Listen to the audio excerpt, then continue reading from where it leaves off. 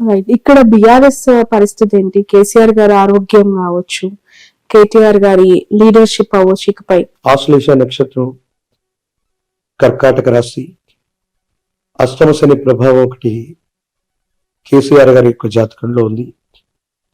గురు సంబంధమైనటువంటి బలం తక్కువగా ఉంది. ఆరోగ్యం, వ్యక్తిగతమైన జీవితం, భద్రతాపరమైనటువంటి విషయాలు, వీటిలో కొన్ని ఇబ్బందులు వచ్చేటువంటి అవకాశం ఉంది. ఇప్పటికే వారికి ఎముకలకు సంబంధించినటువంటి సర్జరీ కూడా ఏదో జరిగినట్టుగా.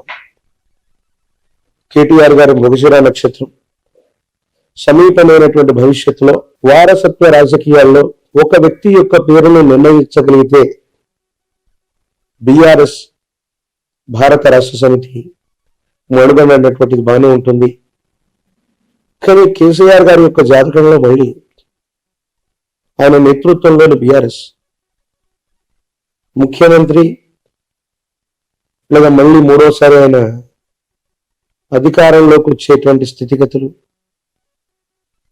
ఆయన జాతకంలో ఖచ్చితంగా మళ్ళీ అవకాశాలున్నాయి.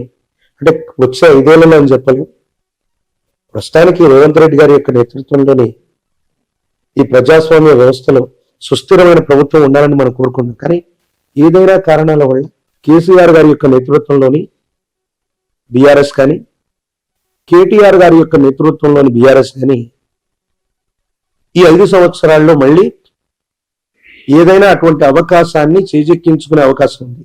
అలాగే ఇదే కుటుంబానికి సంబంధించిన హరీష్ గారి యొక్క నేతృత్వంలో, హరీష్ రావు గారు, నాట్ ఓన్లీ బిఆర్ఎస్, ఆయన ఖచ్చితంగా తన జీవిత కాలంలో ముఖ్యమంత్రి పదవి అధిరోహించగలిగినటువంటి సంభావ్యత వారి జాతకంలో ఉంది. హరీష్ రావు గారు అంటే కేసీఆర్ గారి యొక్క కుటుంబం నుంచి 1 నుంచి 3 ముఖ్యమంత్రుల్ని, అంటే కేసీఆర్ గారు ఆల్రెడీ ముఖ్యమంత్రి అయ్యారు, మరో 1 లేదా 2 ముఖ్యమంత్రులు ఆ కుటుంబం నుంచి రాబోతున్నారు.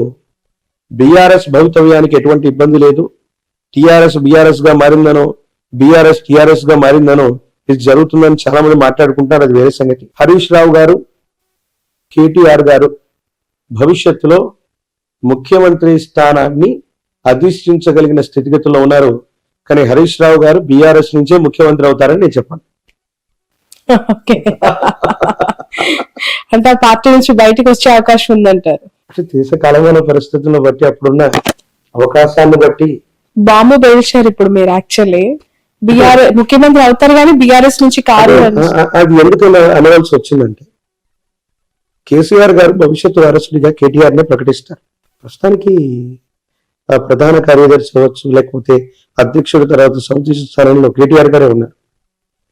ఎవరైనా ముఖ్యమంత్రి అవ్వాలి అంటే పార్టీ నిర్ణయ ప్రకారంగా అధ్యక్ష స్థానంలో ఒక వ్యక్తిని ఎన్నుకోవాలి. అది శాసనసభకు అధ్యక్షుడు లేదా పార్టీ ఎమ్మెల్యేలన్నీ కలిసి. ఆ అవకాశం హరీష్ రావు గారికి వచ్చే అవకాశం ఉంటుందని నేను అనుకో. కానీ ఖచ్చితంగా హరీష్ రావు గారు సమీప భవిష్యత్తులో తెలంగాణకు సంబంధించిన ముఖ్యమంత్రిగా వారు ఉండబోతున్నారు.